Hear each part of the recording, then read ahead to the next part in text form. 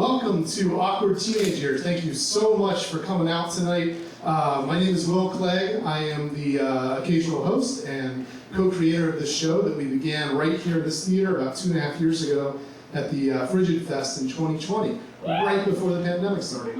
And if you've never seen one of our shows before, this is the show where we relive our teenage traumas on stage for your entertainment. The show is exactly what the title suggests. It's true stories about us as teenagers. And we've invited some of New York City's finest storytellers to be here tonight and share their teenage traumas with you. You're going to love it. And, we often have stories in the show about, they all take place in middle school, high school, sometimes the beginning of college. We get a lot of firsts, like first kisses, first boyfriends, girlfriends. And tonight I actually have a story about a first that I would like to share with you, just to get us kicked off. And it's a story that takes place actually 28 years ago this very week.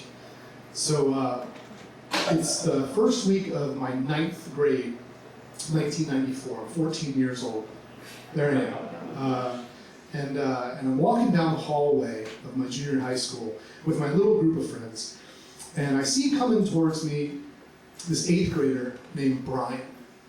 I don't know Brian at all. He doesn't know me. But I've been hearing from my friend Jeff that Brian has been talking shit about me.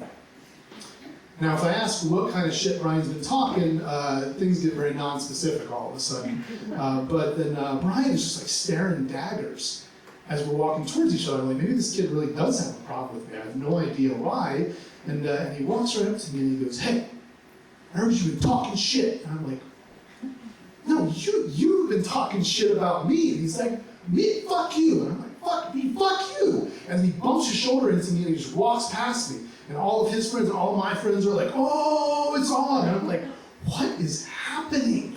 I've never seen this kid look before in my life, And then I look over at my friend Jeff, and he's got this little mischievous smile on his face, and I just know what he's done. Jeff lives to watch people fight, right? He's actually quite a fighter himself, but he's gotten in a lot of trouble at home for getting into too many fights. Now he just tries to instigate fights among other people that he knows. And now he's done this to me by getting in my ear and telling me Brian's talking shit. He's done the same thing to Brian.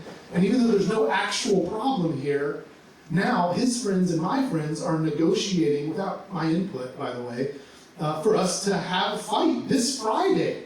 Right? This is Tuesday, and I was like, I've never been in a fight before. I've roughed house with my little brother, I've never actually tried to hurt him. I've never thrown a punch and connected. And I don't know, how do I get out of this? I'm terrified to tell people that I just don't want to fight, because there's one thing that I don't want to happen as a 14-year-old boy, and that's for my little group of friends to label me as a pussy.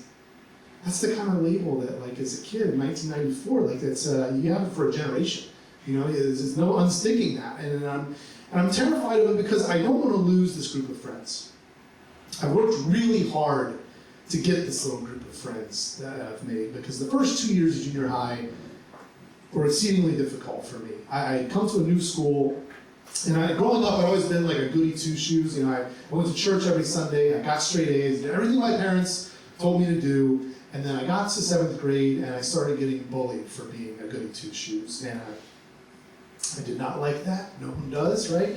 So my solution was I would just change my entire personality in order to not get bullied anymore, right? So I grew my hair long. I eventually down to my shoulders, and I started smoking cigarettes. I convinced my parents to get me a drum set so I could join a band and play grunge music, as evidenced by my lovely Pearl Jam t-shirt. And I did worse things too. I was smoking pot, I was drinking, as a 14-year-old, and all of this in an effort to convince the bad kids, the bullies, to be my friends, to stop bullying me. And it finally had worked, a little bit. I mean, they weren't really the bad kids, they were other outcasts, but we formed this little band together, right? And I did not want to lose these friendships because I didn't have anybody else to be friends with. So I think I'm just gonna have to fight this kid. And Brian, he's got a reputation, as a brawler, right? He actually looks almost exactly like me. He's also got long hair, and he's scrawny, little white kid, and the only thing is he's a head shorter than me, right? He's a year younger. And so I think that's obviously to my advantage. But I don't know. I don't know how it's going to work. And this is compounded on Friday afternoon when the bell rings and all my friends are waiting for me in my locker, and we start to walk down to the elementary school playground. And I'm just thinking, what happens during the fight? How does it start? How do I know when it started? How do I know when it's over? I mean, I'm praying that some adult is going to show up and break it up before it's actually over. But if that doesn't happen, I don't know, do we fight to the death? I have no idea how this is going to end. And then we get down to the playground, and the sky is very gray, and the first raindrops start to fall. Very ominous. And then my friends form a little half circle, and his friends form a little half circle, and we're in the middle. And I'm just looking to him for some guidance here as to what to do next. And he starts to take off his backpack. So I take my backpack off, and the rain really starts to pick up, and I'm just waiting for something to happen, and everyone's just kind of milling around, staring at us. And then Brian just kind of walks slowly towards me, and he puts his fists up. And I just instinctively kind of clench, and as he steps towards me, I just swing, and I hit him, really hard, right here in the face. And it's this awful sound. If you've seen the Rocky movies, when he's in the meat locker just pounding the sides of beef, it sounds like that. Not like what I thought it would be from a movie, and it staggers him a little bit. And he kind of falls back, and he looks up to me, he's holding his face, and he says, "Wow, nice hit." I don't know any of the rules of street fighting at all, right? But I do know you're definitely not supposed to compliment the other person in the middle of the fight. And this little breach of decorum, for whatever reason, it just makes me see red. And then all of this anger and shame and rage that I've been feeling for these last 2 years, it just starts pouring out of me. And Brian keeps coming at me, and I just keep swinging these roundhouse punches, and I keep connecting. He's too short, he swings at me, but he's too far away, and I can still hit him. And I just keep hitting him in the same spot, right here in the face, 11, 12, 13 times. And at first, everybody's cheering and really excited, right? But then as the rain keeps coming down, and I just keep hitting him, and it's just kind of sad. And then finally, he staggers back to a knee, and everybody's silent. And he just looks up, and he's like, "All right, enough." And it's over. And now it's just silent, except for the rain pounding on the concrete of this playground. And everybody just kind of picks up their backpack and dissipates. Nobody raises my hand up in the air. There's no cheer. I feel terrible. Thank God it's pouring rain because I have tears in my eyes. Nobody can tell. And nobody even wants to hang out afterwards and congratulate me. Everybody just goes home, and so I walk home alone in the rain. Next Monday, I go back to school, and first period I get called to the principal's office. And I get down there, and the principal sits me down, and she's like, "I know everything, all right? So there's no point denying it. I know all about the fight. I'm very disappointed in you." Now, I was still on the student council and the honor roll and all that shit, even though I was pretending to be this kid. And so she knows my parents. This is a family friend. She's really genuinely disappointed in me, and that hurts. And she says, "I can't do anything about this. I can't discipline you because you weren't on our school's campus. It was after hours. But I am going to call your mom, and I'm going to tell her everything that happened." And that's the worst than getting suspended, really. So I walk out of the office, my head down, and I see Brian there. He's going in the office next. And he's got this huge welt on his face. And he just looks up at me, and I look back at him, and we just share this moment of we just don't feel so stupid. This is about literally nothing, right? Except for pride.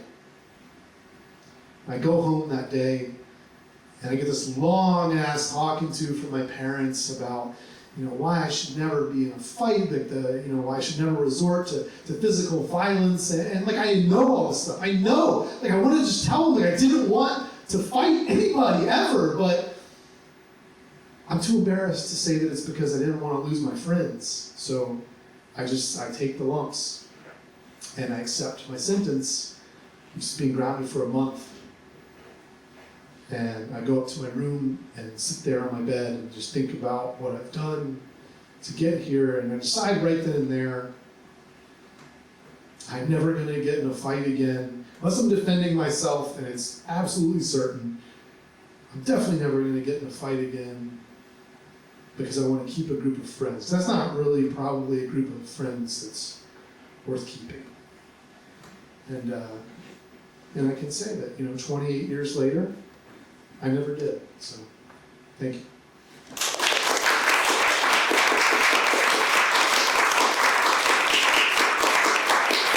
All right.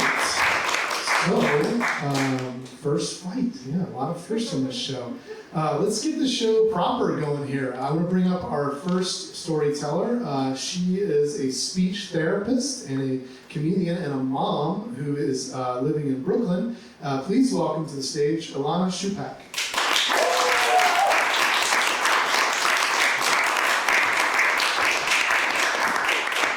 Thank you.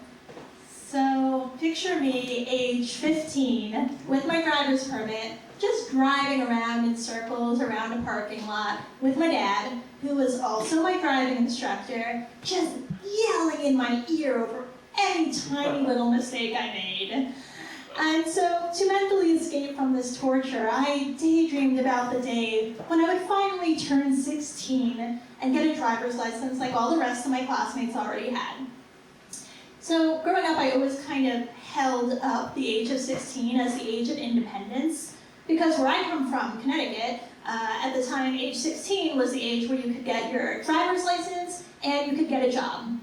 And boy, was I sick of having to beg my parents to drive me around and give me money. My parents weren't exactly the type of people to give a weekly allowance. No, my parents were more the type of people to randomly declare things like, "When I was your age, an ice cream cone cost $0.25. So the Wednesday, my 16th birthday was on a Wednesday in late November, so the Monday, 2 days before my birthday, started off pretty uneventfully. Not a worry in the world, except for my thinking to myself, what clever remark am I going to try to jam in there during English class to sound witty and make my crush Dave Goldstein decide that he actually likes me back. So as I was wandering down the hallway, just daydreaming about the blonde-haired, hazel-eyed, Jewish Adonis Dave Goldstein, I noticed my classmate from orchestra passed me in the hallway, crying. That was really strange. My good friend Matt, who normally sat next to me every day at lunch, was absent that day. And other kids at lunch remarked that no one could ever remember Matt being absent, not even back in middle school. Matt was a very dedicated student, very patient and kind and loyal friend, just a bit shy. His parents were very strict about his academics and about his violin practice. No one could ever remember Matt being absent, not even when he was sick. Later that day, we found out that the night before, Matt had killed himself. Tuesday morning at school was a blur. I was shocked and devastated. I had no clue that Matt was struggling. I was basically numb and in shock. I had never experienced such a loss before. So I couldn't conceive of the fact that I would never sit next to Matt at lunch again, or talk with him again, or joke around with him again. So I went through all of the motions of my normal routine, but I was just numb and in shock. And I am truly no stranger in general to crying, but in this particular case, my grief was so intense that no tears came. I just really couldn't conceptualize that I would never see him again. I stuck with my usual routine, going through the motions. I went to gymnastics practice after school, and my dad begrudgingly picked me up for gymnastics practice, and he was grumbling, picking you up from these darn practices again. I'm gonna take you to the DMV tomorrow, you're gonna finally get your license. Sick of picking you up from all these darn practices. But I tried to beg off. I wanted nothing more on my birthday than to go straight home after school and be alone and just curl up under the covers and not go to the DM freaking V on my 16th birthday. Wednesday morning, my birthday came. The whole school was in mourning, and I was just sort of looking on as though I were floating above my own body, looking on from above. I was just noticing all of this grief flow through the school. Girls were weeping openly in the hallway, girls who hadn't even known my friend, and still I hadn't been able to muster up any tears, such was my numbness and shock. Wednesday, there were a few people who gave me condolences, knowing that I was Matt's friend. I remember in particular my good friend Becca, my friend since 2nd grade. She passed me a note during class saying that despite the horrible thing that had happened, she hadn't forgotten that it was my birthday. And she had written Happy Sweet 16 and drawn a cake with 16 candles on it. And that was just a really lovely, light moment in an otherwise unbearable day that I think helped kind of fortify me emotionally for what was yet to come. So my dad dragged me after school to the DMP as planned. So as we were standing in this really long line, my dad was just peppering me with insensitive questions about my friend's death. Like, are you sure you didn't suspect anything, Ilana? So as he's peppering me with questions, I noticed that who should be standing in the long line parallel to our place in line but my crush Dave Goldstein. As tears welled up in my eyes, I just prayed that Dave, who is several levels above me in the high school food chain popularity hierarchy, would not notice either my reddening face or my dad, who was speaking super loudly. My dad noticed Dave first. Hey Ilana, look, isn't that your classmate Dave Goldstein? Hey Dave, over here, how are ya? Did you know that Matt died? Did you know him? Never in my whole life had I so wanted the earth to just open up into an abyss before me and just swallow me whole. To his credit, Dave was totally gracious about it, and he gave me his very sincere condolences, and he couldn't have been nicer about it. But anyways, my dad peppered him with tons of questions about school and Hebrew school and random stuff until we all got to the front of our lines, much to my embarrassment. Now, I passed the written test with ease. It was the road test that was really a doozy for me. So you get 3 tries on any given item, and I did really perfectly well on most of the tests. And then we get to the last item, parallel parking. Oh boy, this is the part that I had been most nervous and worried about. So you get 3 tries on each item. First try on the parallel parking, I just do absolutely horribly. Oh no, I was really building up the pressure on myself internally. Okay, but second try, tried again. I did better than the first time, but still not good enough to pass. And if I fail this part, I fail the whole exam. Third try, much better than the first 2 tries, but still not good enough to pass. As the examiner broke the news of my failure to me, some internal dam burst within me, and a flood of tears burst forth from my eyes as all of the horror and the stress of the week just flooded out of my eyeballs all at once. Reality just hit me so hard at that moment, and I thought to myself, not only am I never going to sit next to Matt at lunch again, but I am never going to pass this godforsaken driver's test. Now, the examiner appeared to be highly alarmed at sitting next to a teenage girl crying and racking sobs. So at first he tried to be reassuring. He was like, "Oh no, it's okay, you can try again really soon," which of course only caused me to sob harder. So then he was like, you know what, you did so well on most of the tasks and you were really so close. I think I can pass you. So with a small weight lifted off my shoulders, I walked out of the DMV that day with my driver's license. Yeah, and I spent the rest of the week, driving myself from gymnastics practice after school to various locations, dropping off job applications, driving around in my dad's old '94 Ford Taurus, just relishing the freedom of driving myself around. And I didn't just feel a week older or a year older. I felt like I was an adult now, with work and college and real life just on the horizon, and there was no turning back the clock now. Thank you.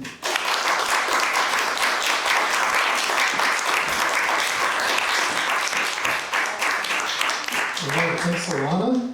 That is the second story that we've had on the show where someone failed their driver's test, had a breakdown with the instructor, and then passed the driver's test. It's kind of amazing. I feel like DMV, examiners get like a tough reputation for not letting that kind of stuff happen. They're human too. They have hearts, so that's great. When I turned 16, I went to the DMV on my birthday as well. But I grew up in Charlotte, North Carolina. There are several DMV offices within the Charlotte city limits, but I told my parents I wanted to go 45 minutes away to Monroe, North Carolina, which is like a little, I can't even call it a suburb, it's like a farm town outside of Charlotte, to take my test there because I was so worried that I would fail, and then when I failed, there would be someone there that I knew. Which sounded like amazing that there was somebody there that you knew, right? Because I don't even know anybody else on my birthday. Why would there be some other, I guess it happens. So I made the right choice and I passed, so no worries. One more time for Ilana.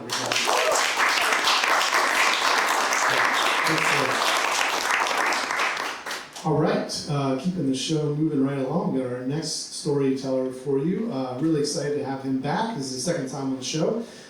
He is a two-time Moth Story Slam champion. Only one time last time he was here. All right, and he's performing all over New York City. He was just on a show over at Caveat last night with our friend Adam Wade. And he's also a filmmaker. His first film's going to be coming out next year. Really excited to have with us tonight, Dave Kalema.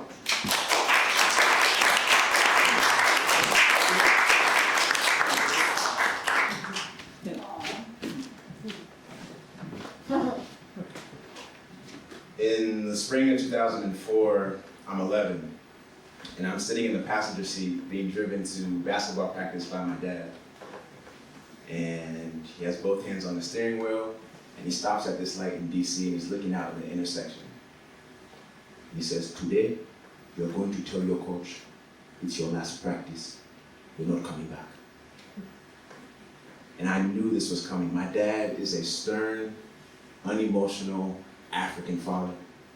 And I prepared my speech for weeks. I was in the mirror going back and forth. I'm going to say this, I'm going to say it. And then just when I want to say something, all the words leave me. And I'm looking down at the basketball between my feet. I'm wringing my hands. I'm really nervous. My heart is jumping out of my chest. And I look down and I'm like, "Dad, I've been to Uganda 1,000,000 times. Can I just do something different for once?" It's stone cold.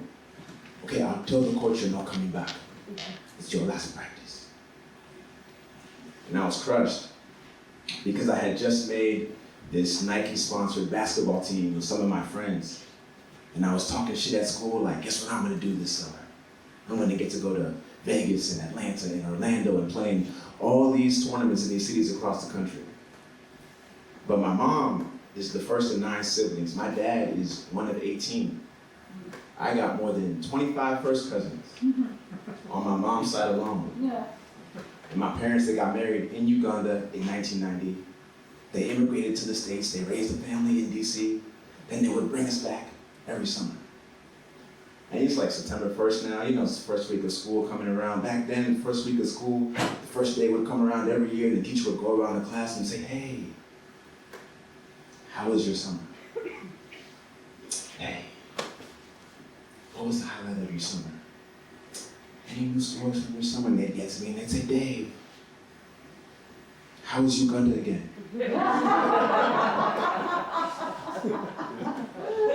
And that summer, I just wanted a different story, but I kept my head down. I went to my last practice, and I was in Uganda, and that's how it was every summer. And now I'm 13. It's the summer before high school, and like clockwork, I'm in Uganda again. And every summer when I touch down in Uganda, I have to prepare myself and confront the fact that I am not Ugandan enough.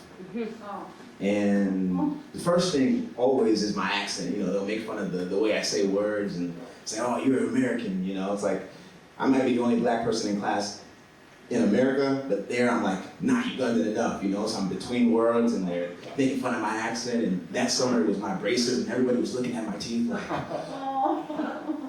and I would always bring these big books to get me through the summer, and nobody could understand why I read those big books. And my uncle would say, David, why do you love Harry Potter so much? You know, I was carrying Half-Blood Prince around, I think at that time, maybe Order of the Phoenix, whatever. And I'd look at my uncle and I'd be like, bro, I told you, he's gonna save everybody from he who must not be named.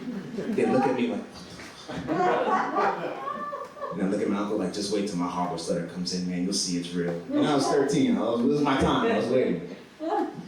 And this summer, right, I'm 13, and my aunt, she has this idea, and she says, I'm gonna sign you and your brother up for this local basketball tournament so that you can meet other Ugandan kids, so you can make more friends. And I'm like, cool, what else am I gonna do? And my aunt, she wakes us up early on a Saturday morning, and she drives us to these outdoor courts in the middle of Kampala. And I'm there with my brother, and it's that idle time when kids are coming and they're jumping out of cars, and a lot of kids go to school together, you know, they have their friends, they're socializing. My brother and I just kind of like on the side, just waiting for games to play. We don't really know what to say to these kids. And the program director, he comes to find me and my brother, and he looks at us and he's like, you boys, what is your team name? I need a team name. And my brother and I looked at each other and we smiled because we had decided the night before, and we're like, we are the Globetrotters. And he's writing that down on this piece of paper, and I saw the exact moment that he didn't expect our accent. He's looking at that word, he's looking at us, he's looking at that word, he's looking at us, and he's like, he got these big eyes, and he's like, welcome to Uganda, welcome to Uganda. We are so happy to have you. Welcome to Uganda. And my brother and I are like, can we just play? And so the first game comes. It's like 8:30 in the morning. It's supposed to be this all-day tournament.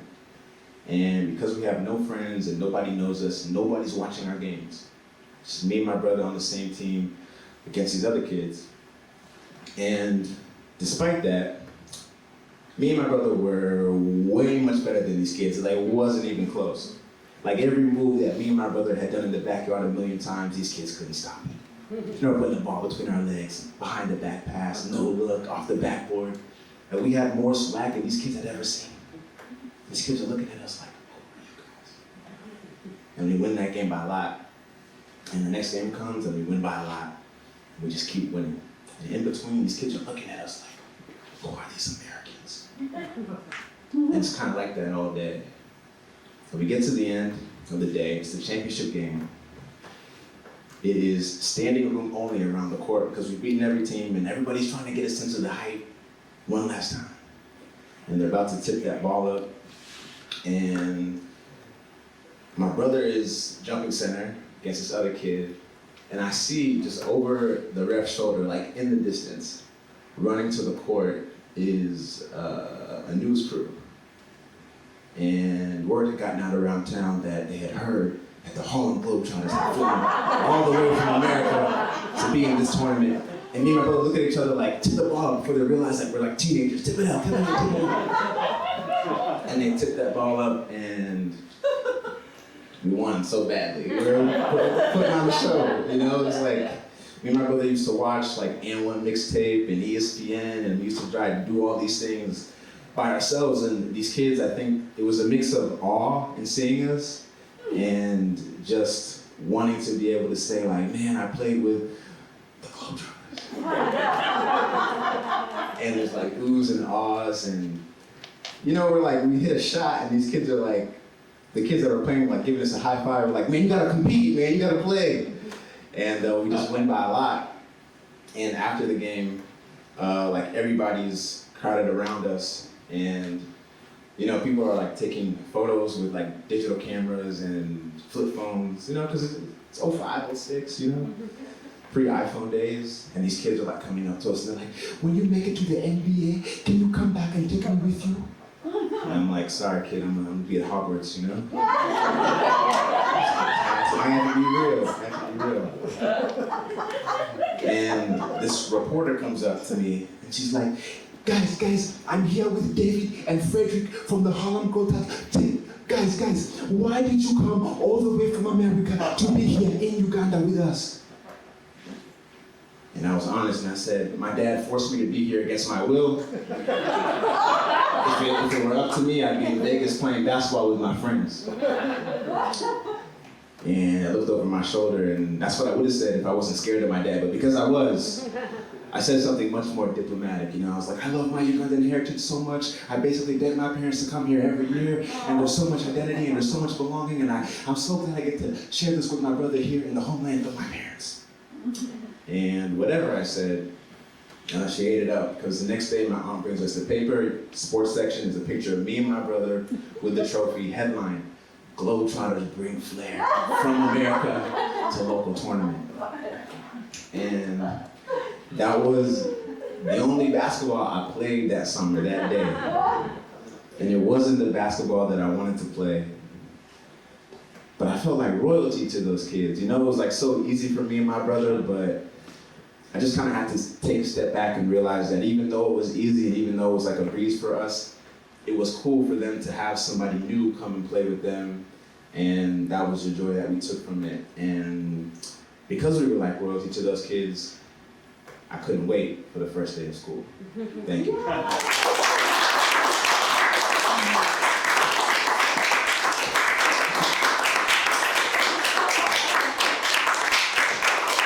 Right, Dave Kalema, everybody. And if you enjoyed that, which I think you did based on your reactions, Dave's got a story coming out on the Story Collider podcast. Did you say, is it tomorrow? It's tomorrow. Tomorrow. So check that out on your podcast apps, wherever that is. The Story Collider is a show.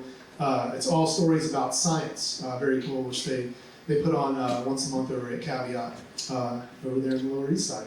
So yeah, I don't even know. Like I've never played basketball anywhere, so I don't really have a personal connection to that one. But I did very much enjoy that. I used to go see the Globetrotters growing up, and man, that's just amazing. Dave Kalema, one more time, everybody.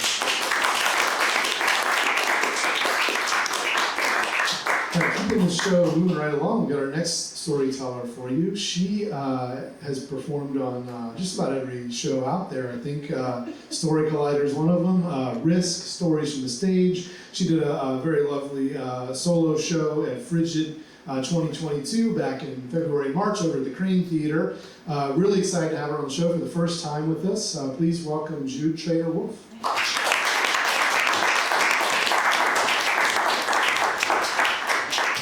Thank you. Turning 16 is a milestone, and it's the year that you get your driver's license, which is a very big deal for me because in the small town that I'm living in the heart of Wisconsin, when you have your driver's license, you get to do the really one fun thing there is to do for teens. Our basic social activity on the routine is to ride around.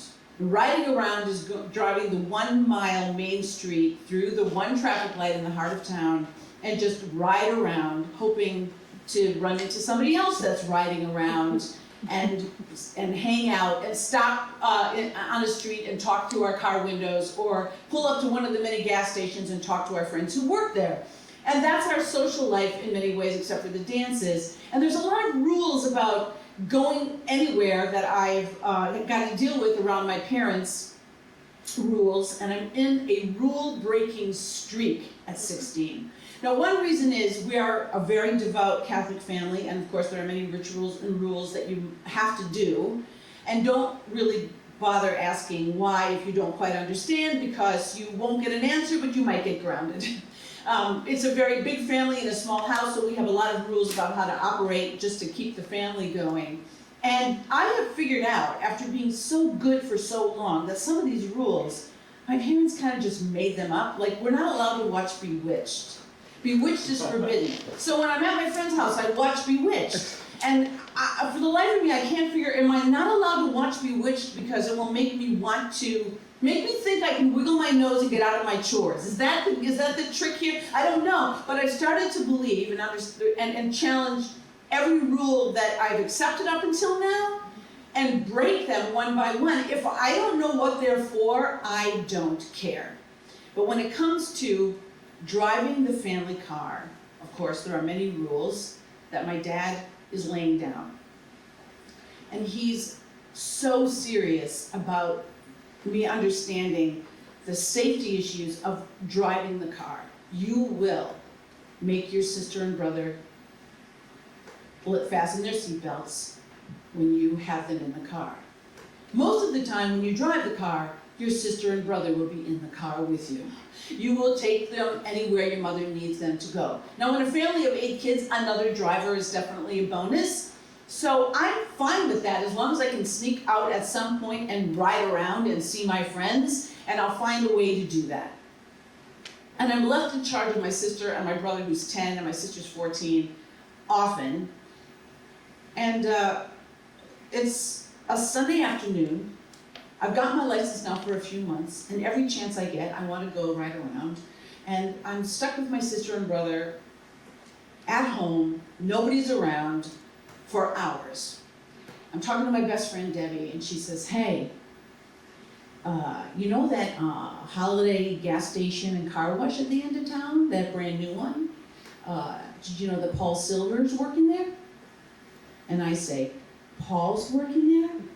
Paul's working at that new Holiday gas station and car wash?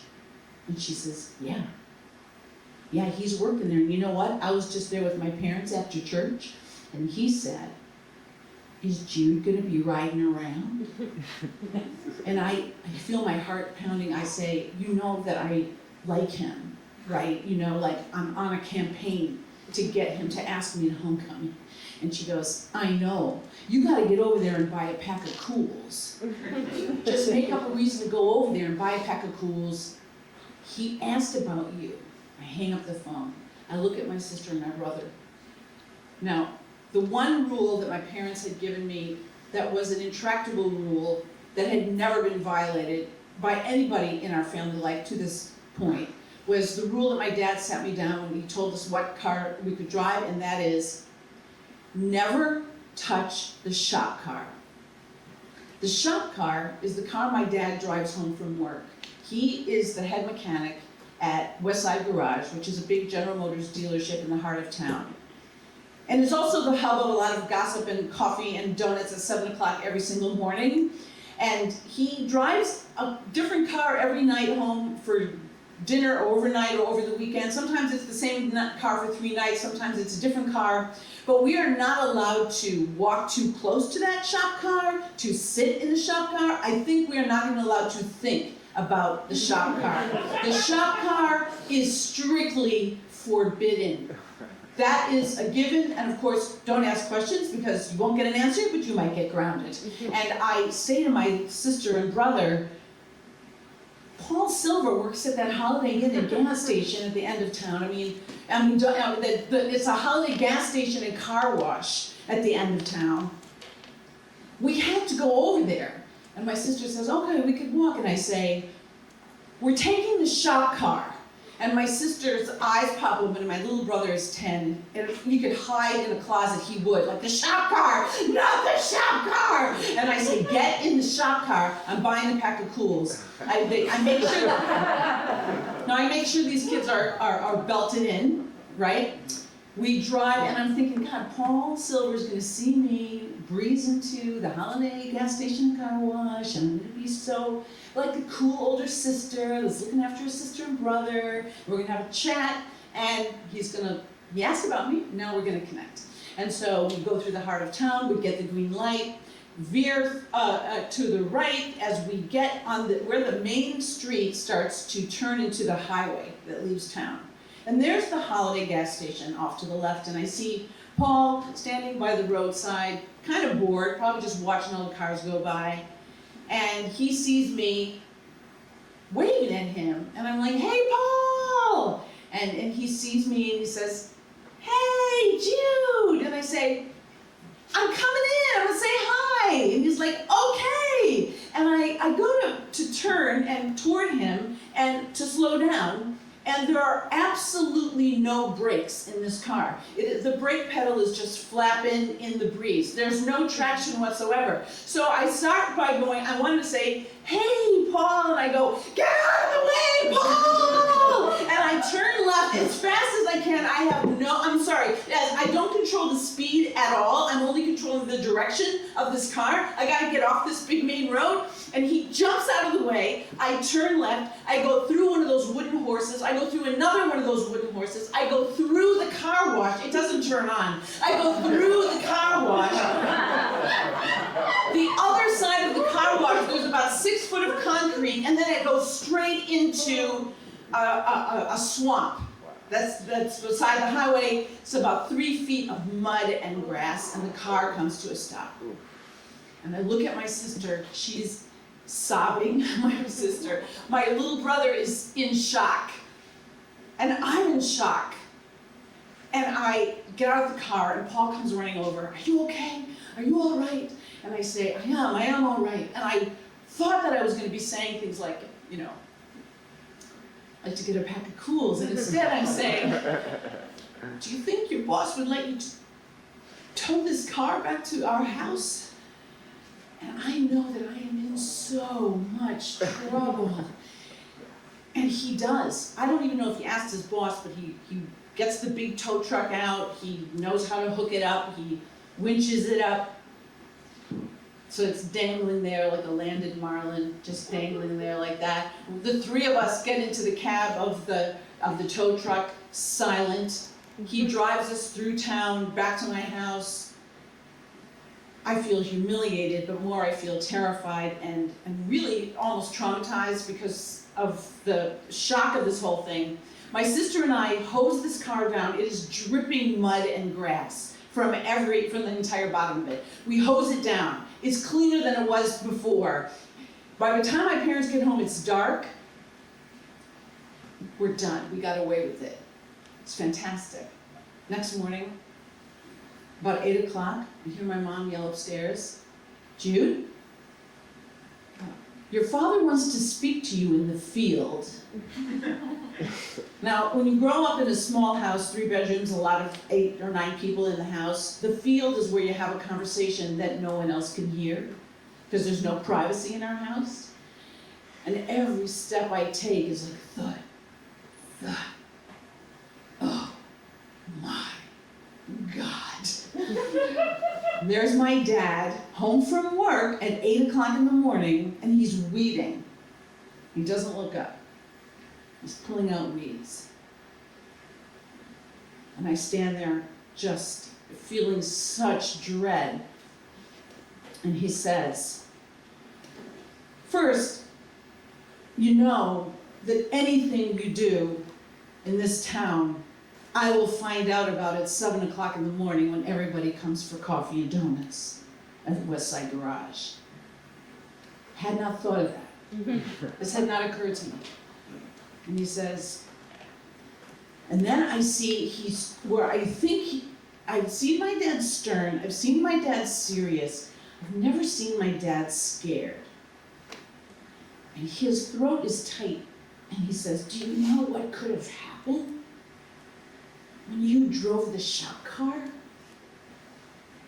Do you know what could have happened to you and your sister and your brother?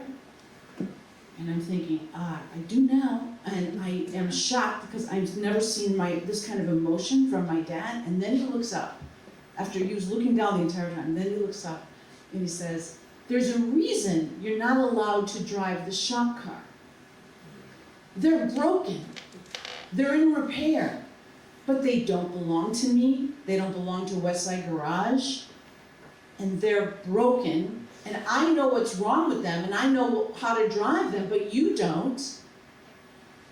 And it occurs to me, honestly, for the first time, that there are things about being an adult and things about rules that I had not considered. I had not considered ownership of things. I hadn't considered money and what responsibility really is. I had not actually thought about any of it. And I never got punished for that. I got scared by that. And it was the beginning of a rethinking about this streak that I was on, that maybe when it came to rules, I was going to have to give them a break. That's the end.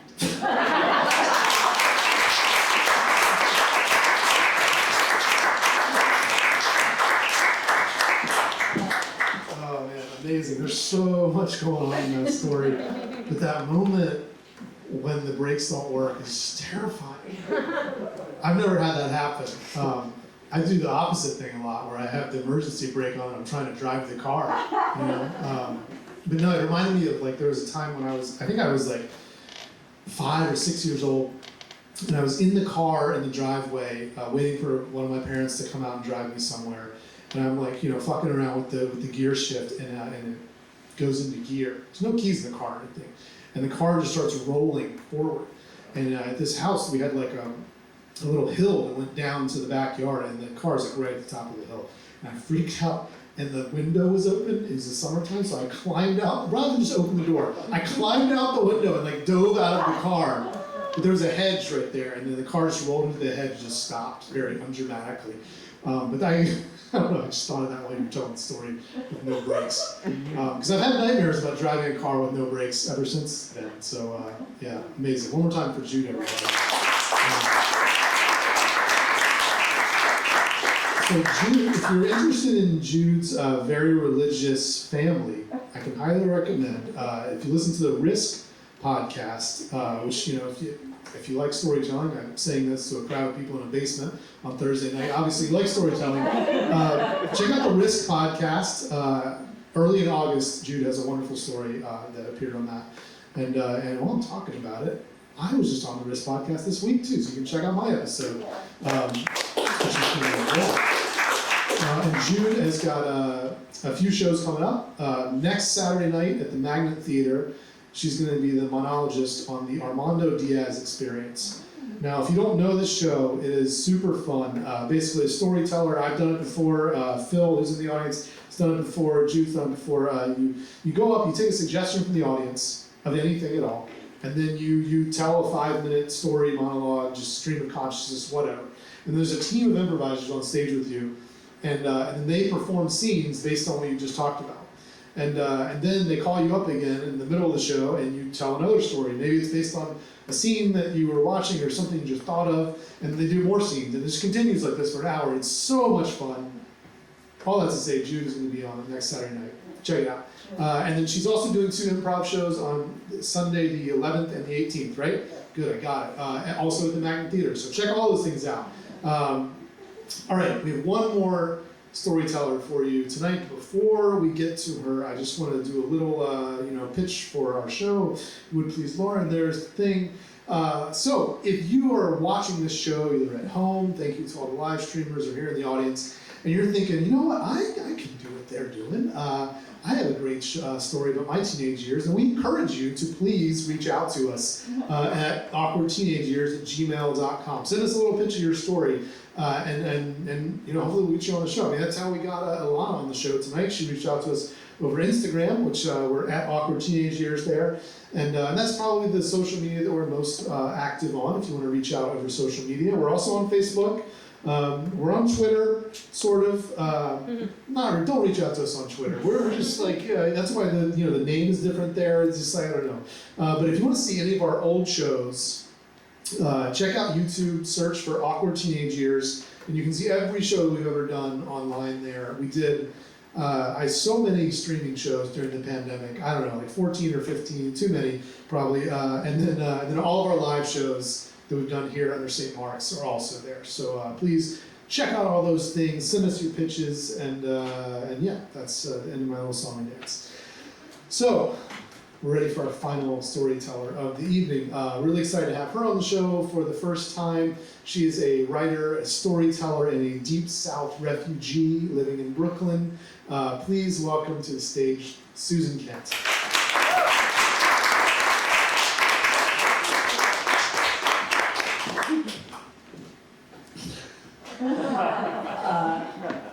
All right, 30, 31, 32. All right, looks like we're all here. All right, before y'all go back out into the park, I'm gonna need to talk to you for a minute. We just come in for the afternoon check at Six Flags. We were there on a trip with our youth group, and we come up to check in before we go and play, and he stops again. He's like, all right, is anybody else here called home this morning? And that's when I noticed there's a couple of girls crying over at the side of the group. And before Mr. Morris can keep going, somebody whispers in my ear, Big Mike killed himself last night.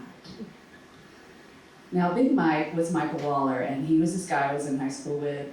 He was in my 11th grade English class, and his best friend was Little Mike. Get it?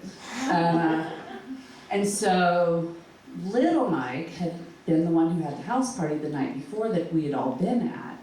And the story goes that once all of us Baptists had to leave because we had to be on the bus at 5 in the morning for Six Flags, Big Mike, Little Mike, and a couple of other friends hung out, and they brought out guns, the way you do when you're a redneck, teenager drunk, and they're playing around, and Big Mike shoots a hole in the refrigerator. Now, Little Mike loses his shit because his parents are gone, and what the hell is he gonna tell him? And he's freaking out, and Big Mike says, well, don't worry about it, little buddy, this one's for you. And he put the gun to his head and shot himself. Now,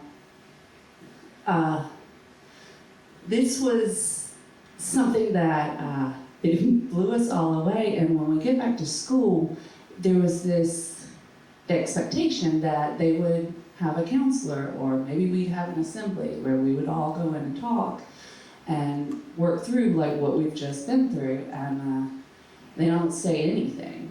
There's barely even a, I'm sorry that your friend's gone. They do let us go out into the hallway whenever we want when we need to cry, but that's pretty much all they do for us. The churches, on the other hand, in small town Farmville, Fitzgerald, Georgia, handled it because Mike's parents were Pentecostal. And so the Pentecostals, their sermons really focused on how suicide is a mortal sin. It's the one you cannot be absolved of. And so not only had they lost their 16-year-old son, they were being constantly told that he was definitely, for sure, in hell, burning for the rest of eternity. Over at the Baptist church where I went, it wasn't quite as dire. In Baptist church, you get baptized, and then you're good. Like, one dunk, and you're done. Like, all sin is absolved for all eternity, so you're good. But they wanted to pound in what this devil music was doing to our town. And they screamed about every band that I fucking loved, because it's middle of the 80s, and it's Motley Crue and Kiss. Did you know that stands for Knights in Satan's Service? And then, you know, and just like, and if you let it in, the demons are coming in, and obviously, like, they got to Mike, and, you know, it's gonna happen to you too. And then, over at the Nazarene church, fucking Betty Mercier, she was always meddling in shit, and she'd been on a mission to ban Slaughterhouse-Five from the school. We were all reading it, 11th grade, and she did not like it, and she was on this mission, and around the same time, she sees this news program that a kid in California, a couple years prior, had killed himself, and his parents were blaming it on Ozzy Osbourne. He had fallen asleep listening, or not fallen asleep, he died, he was shot at, while he was listening to the Blizzard of Oz tape that has a song called Suicide Solution. Well, when Betty hears this, she goes to Big Mike's parents and tells them, and they're kind of excited about it because they start searching through his truck, they find the cassette because it's 1985 and we've all got that cassette because it's Ozzy Osbourne, and they finally have somebody else that they might be able to blame for their son's death, which means that maybe Big Mike did make it to heaven after all. So Betty, they have the tape, they decide to call an attorney. Betty calls an evangelical preacher that she knows from out in the country, and within a couple of weeks, Big Mike is on MTV, where Kurt Loder is talking about him on MTV News and the case against Ozzy Osbourne, and there is a small caravan of trucks pulling into the Winn-Dixie parking lot, setting up a tent, because we're about to have an old-fashioned tent revival to save this little town. And Betty Mercier is at the front of it, and for a week in the Winn-Dixie parking lot, there are nightly services, and now, I have been in church since I was 8, when I gave my life over to Christ, because I was ready for that decision, and I was pretty big into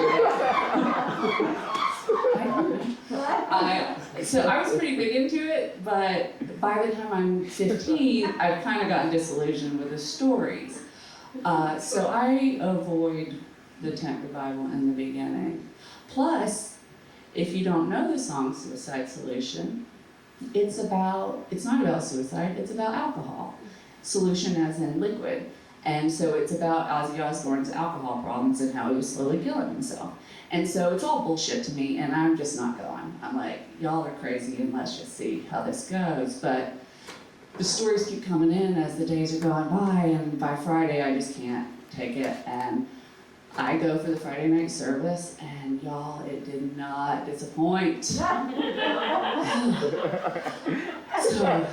inside this tent in the Winn-Dixie parking lot, there's 200 folding chairs, and it's just starting to pack in. And as I'm coming in, there's this woman who's 300-400 years old, and they're basically just carrying her up the aisle to sit her at the front seat next to little Mike, who apparently has been there every night this week. And once the preacher gets going and talking about the devil music and talking about how Satan's coming in to get us and we've got to fight back, that woman gets up and she is screaming. And the lady next to me starts speaking in tongues, and then old lady is dancing, and everybody's gone crazy. And by the end, where they're going to do the invocation to invite everybody to give their lives back to Jesus Christ, we're all sobbing. I'm sobbing. It's very effective. And so by the end of it, Mike is back up on the altar where he's been every night, sobbing with a deacon, trying to give his life back to Christ to make up for his dead friend. And I'm walking back out trying to shake it all off because it doesn't make sense to me. And Betty Mercier goes up to the front at the end, and she's like, all right, y'all, tomorrow night's our last night. Don't forget, be sure and bring your books and your albums and all that devil stuff, because we're going to pray it. We're going to pray over it, and we're going to get this demon spirit out of Fitzgerald. And I don't go back. But the story is that once they got to the fever pitch and the tongues are happening and the ladies dancing and Mike's back crying on the altar, they gather everything up, and there is a bonfire set up next door in the dirt lot where they all go. And they're burning books, and they're burning albums, and their t-shirts, and any concert. It was just apparently chaos. Little Mike, he almost threw himself in the fire apparently, and it was just this fever pitch of desperation because we have been touched by this young kid killing himself, and we need somebody to blame. And, you know, he had that Ozzy Osbourne tape, but what he actually had playing, his last cassette, was In Excess, which an album called Kick that has a song called Devil Inside, which is a lot more on the nose than Suicide Solution, but it also would have required the parents to look at themselves as well. So I think that's why they went with Ozzy. After the tent revival and after the book burning and everybody's gotten rid of all their stuff, there's kind of a calm around town. People seem to believe that it's kind of worked. It's kind of like after in the city, like if there's a blackout or something, you know, and it's like the next few days everybody's just like extra nice and kind, and because we've all just been through this traumatic thing together and we're not sure how to process it. And then things started going back to normal again, you know. We just moved on with our lives, and a couple years down the road, I was in Record Fits, our record store, and I run into little Mike, who's there in the metal section, and I make a joke. I was like, you trying to re-up that collection of yours that you burned? And he laughed it off and was like, wasn't that fucked up, Susan? He's like, you know, they had me believing that wasn't Mike's tape in the truck, that was my tape. And I had let him have it.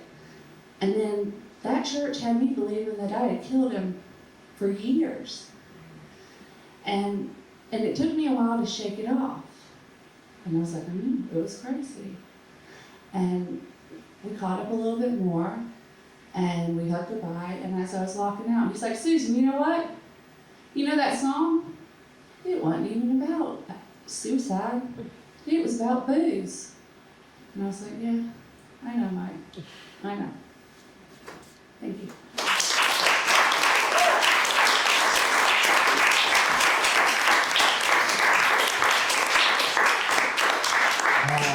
I've always wanted to go to a revival, but I am terrified for all the reasons that you just explained. But I'm fascinated. I think that's so wild that you actually went to one. One more time for Susan, everybody.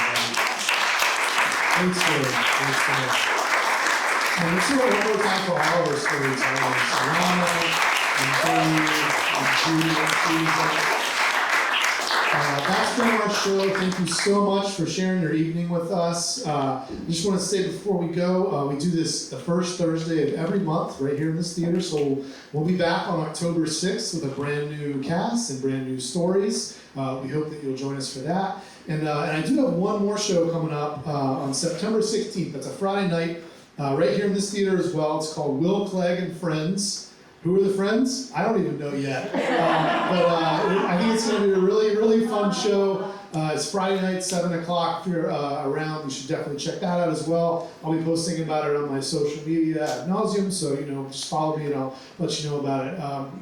Big thanks to Lauren up in the booth, our bartender, Debbie, Cameron, our house manager, and big thanks to you for coming out. We'll see you next time. So,